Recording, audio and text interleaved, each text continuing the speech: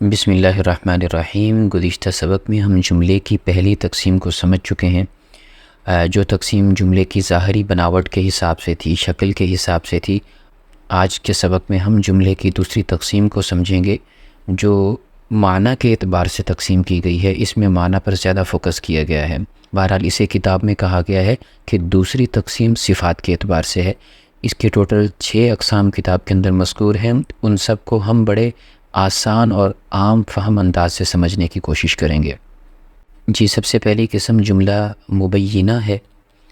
جملہ مبینہ اس جملے کو کہتے ہیں جو اپنے سے پہلے والے سینٹنس کی وضاحت کر دے، اس کو آ کر ایکسپلین کر دے۔ مثال کے طور پر الکلمۃ علی ثلاثۃ اقسام، کلمے کی 3 اقسام ہیں۔ یہاں تک گفتگو کے اندر ایک ابہام تھا کہ جی وہ 3 اقسام کون سی ہیں۔ آگے والے حصے نے آ کر اس کی وضاحت کر دی بھی، ایک اسم ہے، ایک فعل ہے اور ایک حرف ہے۔ یہ جو آگے والا حصہ ہے یہ ایکسپلین کر رہا ہے، یہ اس کی وضاحت کر رہا ہے کہ 3 اقسام کون سی ہیں۔ اسی طریقے سے الاسم علی ثلاثۃ اقسام جامد و مصدر و مشتق، یہ جو یہ والا حصہ ہے جامد و مصدر و مشتق، یہ اپنے سے پیچھے والے جملے کی وضاحت کر رہا ہے، اس کی ایکسپلینیشن کر رہا ہے۔ ایسے ہی الفعل علی 4 اقسام الماضی والمضارع والامر والنہی، کہ فعل کی 4 اقسام ہیں، ماضی، مضارع، امر اور نہی۔ اب یہ جو بعد والا حصہ ہے یہ اپنے سے پہلے والے حصے کی وضاحت اور ایکسپلینیشن کر رہا ہے۔ ادھر بھی ایسے ہے کہ حروف کی 2 قسمیں ہیں، عاملہ اور غیر عاملہ۔ یہ والا حصہ اس کی وضاحت کر رہا ہے، تو اس جملے کو ہم جملہ مبینہ کہیں گے۔ اس مثال میں ہم اس حصے کو جملہ مبینہ کہیں گے، اور اس ایگزامپل میں یہ جملہ مبینہ ہے۔ دوسرا نمبر آتا ہے جملہ معللہ یا جملہ سببیہ۔ اس کی تعریف سب سے زیادہ آسان ہے۔ جو جملہ اپنے سے پہلے والے جملے کی علت بیان کرے یا پہلے والے جملے کا سبب بیان کرے یا اس کا کوئی ریزن بیان کرے، تو ایسے جملے کو جملہ معللہ یا جملہ سببیہ کہتے ہیں۔ مثال کے ساتھ یہ بات زیادہ واضح ہو جائے گی۔ یدخل الجنت، فلاں آدمی جنت میں داخل ہو جائے گا، لأنہ مسلم، کیونکہ وہ مسلمان ہے۔ یہ جو لأنہ مسلم یہ والا جملہ ہے، یہ یہاں پر ریزن بیان کر رہا ہے کہ وہ والا آدمی جنت میں کیوں داخل ہوگا۔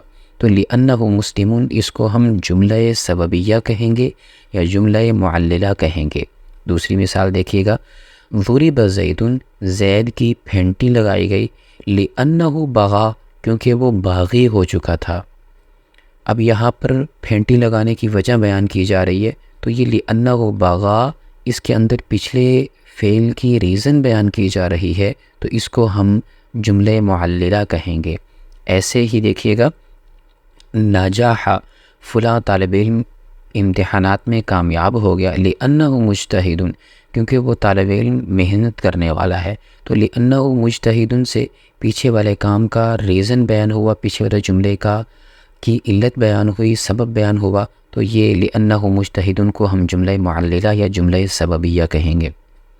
جملہ معترضہ اس جملے کو کہتے ہیں جو عبارت کے اندر تو آئے، لیکن جو ہمارا اصل ٹاپک چل رہا ہوتا ہے نا، ٹاپک سے اس کا کوئی تعلق نہیں ہوتا، اس کو بطور دعا کے ذکر کر دیتے ہیں، کسی اور مقصد کے لیے ذکر کرتے ہیں، ٹاپک کے ساتھ اس کا ریلیشن نہیں ہوتا۔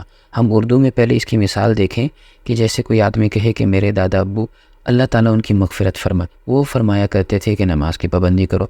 اب جو ہمارا ٹاپک تھا وہ یہ والا تھا جس کو بلیک کلر میں لکھا گیا ہے، یہ جو درمیان میں گرے کلر کا حصہ آ گیا نا، یہ ہماری ٹاپک سے ریلیٹڈ نہیں ہے، لیکن اس کو ہم نے بطور دعا کے ذکر کر دیا ہے۔ تو یہ جو اس طریقے سے بطور دعا کے ذکر کیا جائے اس کو جملہ معترضہ کہتے ہیں، یعنی ایسا جملہ جس کا ٹاپک کے ساتھ تو تعلق نہ ہو، موضوع کے ساتھ تو تعلق نہ ہو، لیکن اس کو درمیان میں پھر بھی لیکن اس کو پھر بھی درمیان میں ذکر کر دیا جائے دعا کے طور پر یا کسی اور وجہ سے۔ اردو کی ایک اور مثال دیکھیے، اصل ہم نے بتانا یہ تھا کہ ہمارا ملک ہماری آنکھ کا تارا ہے، لیکن درمیان میں ہم نے ایک دعائیہ جملہ ذکر کر دیا جس کو ہم بریکٹ میں لکھتے ہیں، اللہ تعالیٰ اسے سلامت رکھے۔ یہ جو گرے کلر کا حصہ ہے اسے جملہ معترضہ کہیں گے، کیونکہ اس کا ہمارے ٹاپک کے ساتھ تعلق نہیں ہے، لیکن اسے بطور دعا کے پھر بھی ذکر کیا گیا ہے۔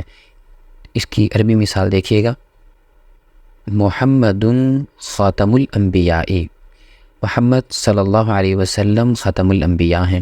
اب یہ درمیان میں جو صلی اللہ علیہ وسلم ہے، اس کا ہمارے ٹاپک کے ساتھ تعلق نہیں ہے، اس کا ہماری جو گفتگو چل رہی ہے اس کے ساتھ تعلق نہیں ہے۔ ایون کہ اگر اس کو ذکر نہ کریں تب بھی قانونی طور پر ہمارا جملہ درست ہو جائے گا، لیکن ہم نے درمیان میں جو یہ سنٹنس استعمال کیا ہے یا جملہ استعمال کیا ہے، اس کو بطور دعا کے استعمال کیا ہے، اس کو ہم جملہ معترضہ کہیں گے۔ ایسے ہی ہمارا اصل جملہ یہ تھا کہ الصحابۃ اہل الجنتی، کہ صحابہ جنتی ہیں، لیکن درمیان میں ہم نے ایک دعائیہ جملہ استعمال کیا رضی اللہ عنہم، تو اس دعائیہ جملے کو ہم جملہ معترضہ کہیں گے۔ ایسے ہی اللہ رب، اللہ تعالیٰ رب ہے، درمیان میں ہم نے درمیان میں ہم نے جملے استعمال کیے کچھ، تبارک و تعالی، ان جملوں کو جملہ معترضہ کہیں گے۔ جملہ ابتدائیہ یا جملہ مستانفہ، جس جملے سے ہم نیا کلام شروع کرتے ہیں، نئی گفتگو شروع کرتے ہیں، اس جملے کو جملہ ابتدائیہ یا جملہ مستانفہ کہتے ہیں۔ اس کی مثال دیکھ لیجئے کہ الکلمۃ علی ثلاثۃ اقسام، اسم و فعل و حرف، ہم نے اپنی گفتگو کا آغاز اس والے سنٹنس سے کیا، تو اس سنٹنس کو، اس جملے کو ہم جملہ ابتدائیہ یا جملہ مستانفہ کہیں گے۔ اسی طریقے سے جاءنی زید وہو راکب، زید میرے پاس آیا اس حال میں کہ وہ سوار تھا۔ اب یہ ہم نے اپنی گفتگو کا آغاز اس جملے سے کیا ہے، تو اس جملے کو جملہ ابتدائیہ کہیں گے۔ اس گفتگو میں ہم نے گفتگو کا آغاز اس جملے سے کیا، تو جاءنی زید یہ جملہ ابتدائیہ یا جملہ مستانفہ ہوگا۔ یدخل الجنۃ لأنہ مسلم، اس جملے میں گفتگو کا آغاز، کلام کا آغاز ہم نے یدخل الجنۃ سے کیا ہے، تو یدخل الجنۃ یہ جملہ مستانفہ یا جملہ ابتدائیہ کہلائے گا۔ جملہ حالیہ کی یہاں پر ہم نے دو تعریفیں لکھی ہیں، ایک کتاب کی تعریف، کتاب کے اندر بتایا گیا ہے کہ جو جملہ حال واقع ہو اسے جملہ حالیہ کہتے ہیں، لیکن اگر ہم سمجھنے کے لیے اس کی یہ ڈیفینیشن کر لیں تو بھی ہمارا کنسیپٹ کافی حد تک کلیئر ہو جائے گا کہ جو جملہ ہمیں یہ بتائے کہ جس وقت یہ فعل ہو رہا تھا اس وقت کیا صورتحال تھی، کیا منظر تھا، وہاں پر کیا سین بنا ہوا تھا، جو جملہ آ کر ہمیں سین بتائے، منظر کشی کرے، صورتحال بتائے، اس جملے کو جملہ حالیہ کہتے ہیں۔ مثال کے ساتھ بات زیادہ واضح ہو جائے گی کہ جاءنی زید، زید میرے پاس آیا۔ اب جس وقت زید آ رہا تھا اس وقت کیا صورتحال تھی، وہو راکب، وہ سوار ہونے کی حالت میں آیا۔ اس کا ترجمہ یوں کیا جاتا ہے، جاءنی زید وہو راکب، زید میرے پاس آیا اس حال میں کہ وہ سوار تھا۔ اس کا بامحاورہ ترجمہ یوں کیا جاتا ہے کہ زید میرے پاس سوار ہونے کی حالت میں آیا۔ یہ لفظ حالت سے آپ اندازہ لگا سکتے ہیں کہ اس کو جملہ حالیہ کہتے ہیں۔ اگلی مثال دیکھیے، اکل خالد وہو شبعان، شبعان کا ترجمہ ہوتا ہے پیٹ کا بھرا ہوا ہونا۔ خالد نے کھانا کھایا اس حال میں کہ اس کا پیٹ بھرا ہوا تھا۔ دوسرا ترجمہ دیکھیے کہ خالد نے پیٹ بھرا ہوا ہونے کی حالت میں کھانا کھایا۔ یہ حالت سے آپ اندازہ لگا سکتے ہیں کہ یہ جملہ حالیہ ہے۔ خرج زید وہو مسرع، زید نکلا اس حال میں کہ مسرع، وہ جلد بازی کرنے والا تھا۔ اس کا دوسرا ترجمہ آپ یوں کر سکتے ہیں کہ زید جلد بازی کی حالت میں نکلا۔ ایسے ہی دخل اللص المنزل واہلہ نائمون، کہ چور ڈاکو جو ہے وہ گھر کے اندر داخل ہوا اس حال میں کہ گھر والے نائمون، وہ سوئے ہوئے تھے۔ واہلہ نائمون، یہ چور کے داخل ہوتے وقت کیا صورتحال تھی، یہ جملہ اسے بتا رہا ہے، اسے کور کر رہا ہے، سین کریٹ کر رہا ہے، تو واہلہ نائمون کو ہم جملہ حالیہ کہیں گے۔ جملے معطوفہ کو سمجھنے کے لیے ہم اردو کی پہلے ان دو مثالوں کے استعمال کریں گے۔ مثلا ہمارے پاس اردو کا جملہ ہے کتاب دے دو، ایسے ہی ہمارے پاس اردو کا ایک اور جملہ ہے کہ قلم لے لو۔ اب اگر ہم ان دونوں جملوں کو ملائیں تو ملانے کے لیے ہمیں درمیان میں لفظ اور کو استعمال کرنا پڑے گا، ایک اور لفظ ہمیں ایڈ کرنا پڑے گا۔ یہ جو کسی حرف کو استعمال کر کے دو جملوں کو آپس میں ہم ملا دیتے ہیں نا، اس ملانے کے پروسیس کو عطف کہا جاتا ہے۔ دوبارہ دیکھیے کہ کسی حرف کے ذریعے سے جب ہم دو جملوں کو، دو اسموں کو، دو فعلوں کو ملاتے ہیں تو اس ملانے کے پروسیس کو عطف کہتے ہیں۔ اور اسی طریقے سے جیسے ہمارے ہاں اردو کے اندر ہم ملانے کے لیے لفظ اور استعمال کرتے ہیں، پھر استعمال کرتے ہیں، عربی کے اندر بھی اس کے لیے مخصوص الفاظ ہوتے ہیں، جیسے واو، فا، ثم، حتی وغیرہ مختلف الفاظ ہیں۔ تو اہل عرب جملہ معطوفہ کی تعریف یوں کرتے ہیں کہ جس جملے کو حرف عطف کے ذریعے سے پچھلے جملے کے ساتھ اٹیچ کر دیا جائے، پچھلے جملے کے ساتھ جوڑ دیا جائے، اسے جملے معطوفہ کہتے ہیں۔ حرف عطف کا استعمال کر کے اگر کسی جملے کو پیچھے والے جملے کے ساتھ ملا دیا جائے تو اس بعد والے جملے کو جملے معطوفہ کہتے ہیں۔ یہ مثال میں دیکھیے گا، اطیع اللہ یہ علیحدہ جملہ تھا، اطیع الرسول علیحدہ جملہ تھا، لیکن ہم نے واو کا سہارا لے کر ان دونوں کو آپس میں ملا دیا۔ اب ترجمہ ہوگا اللہ کی اطاعت کرو اور رسول کی اطاعت کرو صلی اللہ علیہ وسلم۔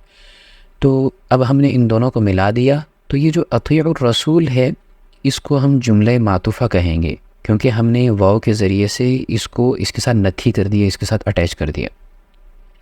اللہ خالق، اللہ خالق ہیں، یہ ایک علیحدہ جملہ ہے۔ والباقی مخلوق، باقی سب لوگ مخلوق ہیں، یہ علیحدہ جملہ ہے، لیکن ہم نے واو کا سہارا لے کر ان دونوں کو ملا دیا، عطف کر دیا، تو یہ جو بعد والا جملہ ہے اسے ہم معطوف کہیں گے، جملہ معطوفہ کہیں گے۔ خالد طالب ابو و ابو عالم، اس میں ابوہ معلم، جو ابوہ معلم یہ سنٹنس پہلے اکیلا تھا، پھر ہم نے واو کے ذریعے سے پچھلے جملے کے ساتھ اس کا ربط پیدا کر دیا، اس کو اس کے ساتھ جوڑ دیا، تو ہم دوسرے جملے کو جملہ معطوفہ کہیں گے۔ اس مثال کے اندر محمد رسول صلی اللہ علیہ وسلم، یہ جملہ معطوفہ ہے۔ امید ہے آپ کو سبق سمجھ میں آ گیا ہوگا۔ اگر آپ کو کوئی سوال ہے تو آپ وہ بھی پوچھ سکتے ہیں۔